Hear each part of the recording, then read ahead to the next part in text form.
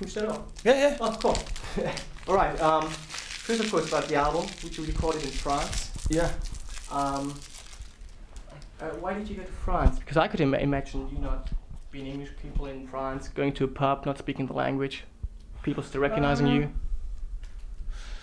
Well, we didn't really have much time to go to the pub really because we were working most of the time. But the nights that we did venture out, you'll find that most people in Europe speak English anyway, don't they? So we never had any language problems.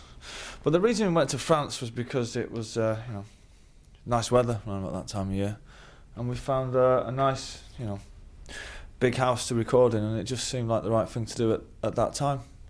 And quite relaxed, and everybody had a really good time out there actually. So it's got fond memories of recording the album for me. There wasn't that many incidents of worthy of note, I would say. We were just busy working. I can't remember much actually.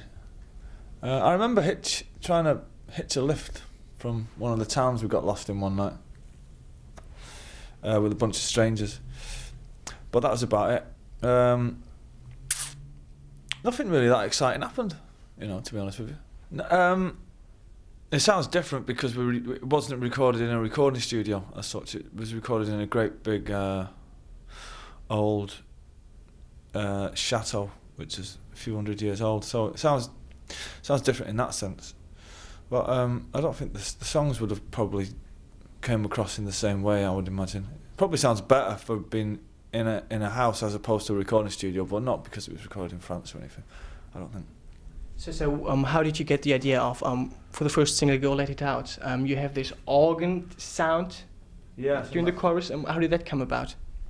Well, I'm a sort of quite an avid collector of 60s instruments and stuff, and that's just an old mellotron that I've had for a while, and we never really got around to using it on any of the previous records for one reason or another, and it just seemed to fit the song perfectly. So, but there's always a danger that you can overuse an instrument like that, and on a lot of the demos for the album we had that particular organ sound on quite a lot of them, but we had to tone it down a bit because it all started to sound the same.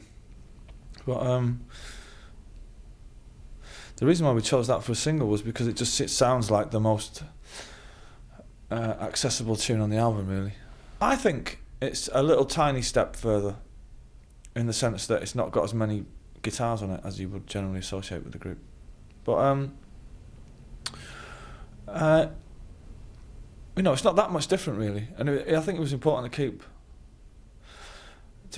When you hear it, it's instantly recognisable as Oasis because it's Liam singing it, and it's got a good chorus and all that.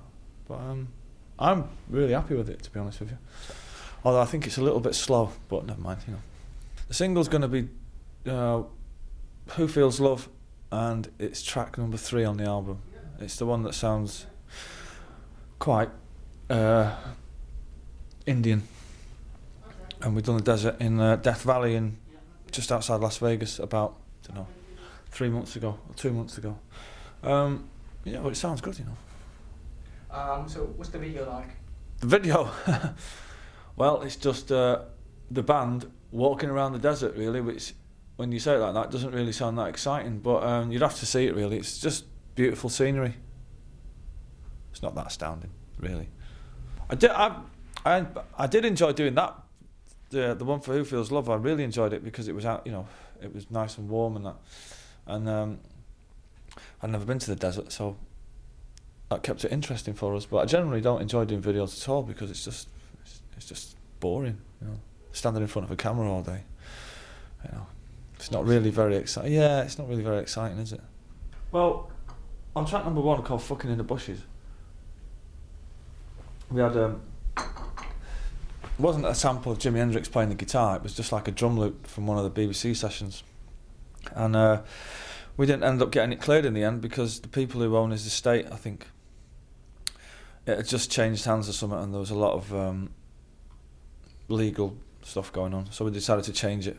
So, and we got Alan just to play the part in a recording studio in London, and but it worked out. I think it sounds better actually with Alan playing it. You know, it doesn't threaten me. It threatens the record company, which is my record company. So I suppose it does in a way, but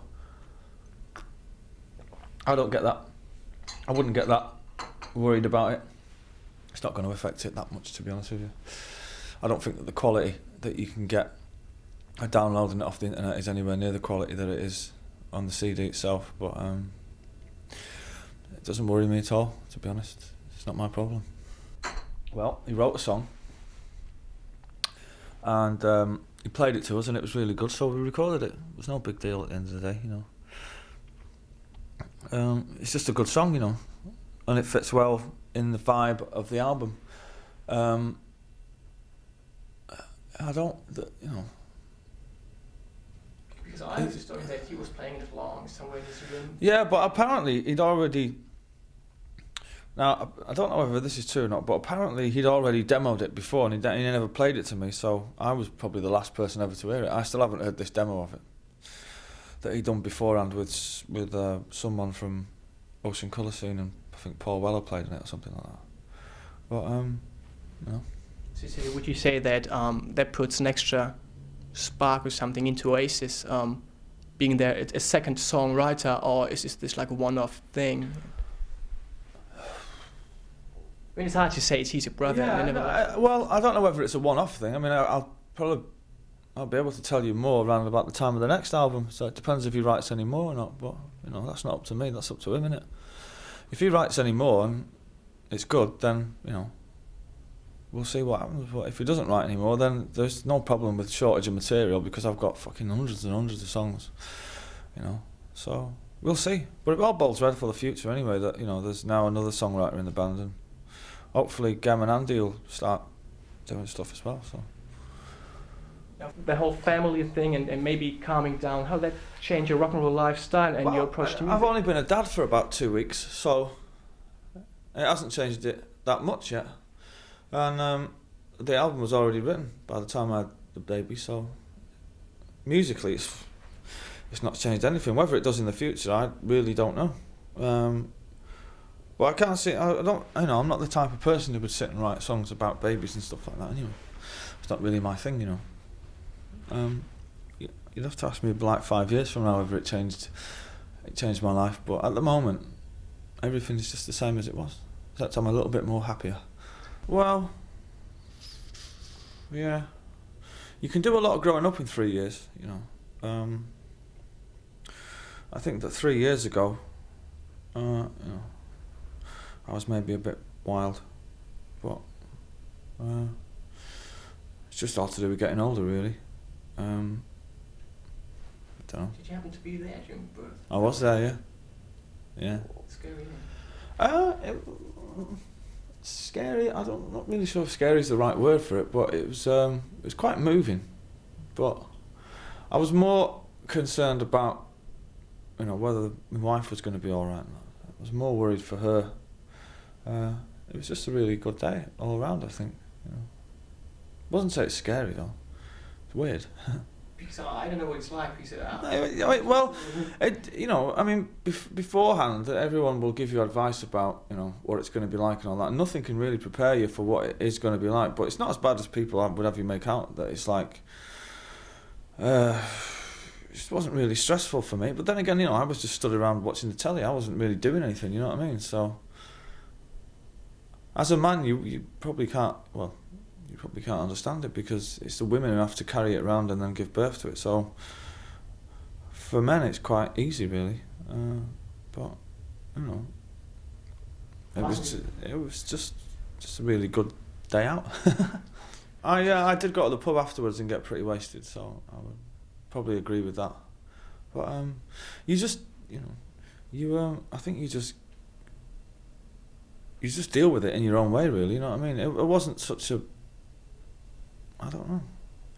It wasn't as bad as I thought it was going to be, do you know what I mean? I adapted to it quite well, I thought. Not really. Such a long time ago now. It's 1993. 1993, yeah. Well, I started writing it in about 1990, so I can recall little bits, but it's all pretty much vague, really. You know. No, it's such a long time ago, really. Yeah, you don't really, you know, you don't really know what's happening when it's happening. You know what I mean?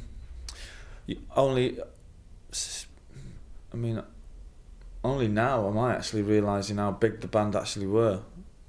And I've been in the band 8 years now, and only now am I getting to grips with what the band actually mean to other people. So, I think at the time, when you're doing your first record and all that, the main thing is just to enjoy it, because each record that you do could well be your last. So, it's just, if I were to give anybody any advice, it would just be to enjoy the moment and, I don't know, just have a good time doing it, really. Just not take it too seriously. Well, I actually wasn't in the bit where they actually burying the drummer. I wasn't actually involved in that scene at all, so that was nothing to do with me. And it wasn't like your idea saying, right, this is like the first hint? No. I don't think so, anyway. I mean, I wasn't there for most of that video because I was doing other stuff. So, I don't know, you'd have to ask Liam. He was there. He had the shovel in his hand. It wasn't me. No, we didn't put up any ads. We just, in the case of Gem, then we knew, I take it you're talking about the two new members that just joined, yeah. In the case of Gem, we knew that he was available anyway because his band had split up, I think. So we just asked him to join and he said yeah. And in the case of Andy, we didn't really know that Andy was available until we read about him in the Melody Maker. And he was going to join another group to play guitar. So we asked him, would he consider joining Oasis? And he said yeah. So it was all, you know, luck, really. And they fitted in perfectly. As people, first and foremost, and secondly as musicians. And it's really good now. So it was like playing live with them or jamming or preparing the songs that they haven't been involved doing? It's fucking brilliant. Really, really good. So we're actually doing our first British performance tonight for BBC television. So I'm looking forward to that. And we've already done some shows in America, so we've been rehearsing for 3 months now. So it's going to sound pretty good. I would imagine by the time we get around to playing in Germany or wherever, which will be around about May time, I think. Or whenever it is. I think it's March. Is it March? Yeah. Oh, that's right, because we're playing in... Japan, yeah. Then it's yeah. So it's not that far away, really, is it? So, but no, you know, from what I can hear in my own little corner of the rehearsal room, it sounds fucking great to me. I try not to get involved in that and just worry about playing the fucking guitar in tune, which is my, you know, that's my little job. It's not for me to say what the stage set should be or anything like that. But hopefully it'll be better than the last one. Let's put it that way. Well, Elvis Presley, they didn't call him the king for nothing. And I think he's a brilliant singer and a brilliant performer. Although musically, I don't really think that he was a good guitar player, actually. I don't really think he wrote any of his songs, did he? I think that was left to other people. But, you know, he was the king. You know. If it wasn't for Elvis, there wouldn't have been the Beatles, would there? So. Elvis rules, man. I don't really know what the term breaking America actually means. All I know is that out of the 5 albums we've had out in America, we've sold about somewhere between 4 and 6 million copies. Now, to me, that's fantastic. That's more than I ever considered ever selling, ever, anywhere, ever. So, you know, as far as I'm concerned, we've already cracked America. But depends what your expectations are, doesn't it? I don't really know how this album's going to do out there. I don't know whether it's going to do better than the last one, and I don't know whether it's going to do worse. It would be nice if it went to number 1. It would be nice if it got in the charts in America at all. But, you know, at the end of the fucking day, like, it was really not that important.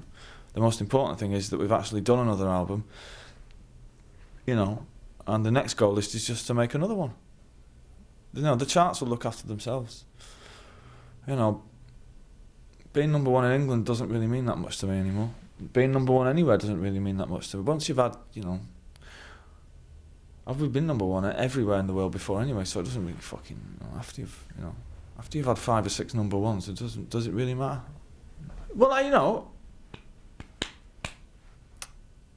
it's a fine balancing act, isn't it?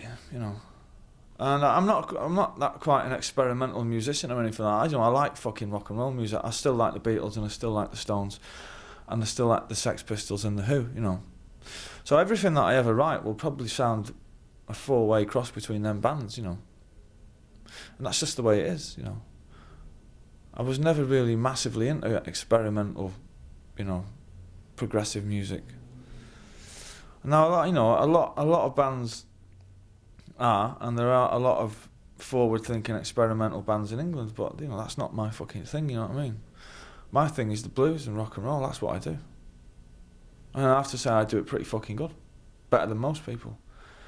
But just leave experimenting to the people who are good at it. I'm not good at that, me. I'm good at playing songs on an acoustic guitar. That's what I do. Well, and we're in the same World Cup qualifying group as well, aren't we? Yeah. Always England and Germany in it. Fucking always. But this time I hope we beat you. This time for one. I mean, I can't see England doing very, very well in the European Championships because I think we've got a really difficult group, and I don't really think that. I mean, saying that though, as bad as England are, there isn't that really many good teams in the tournament, really.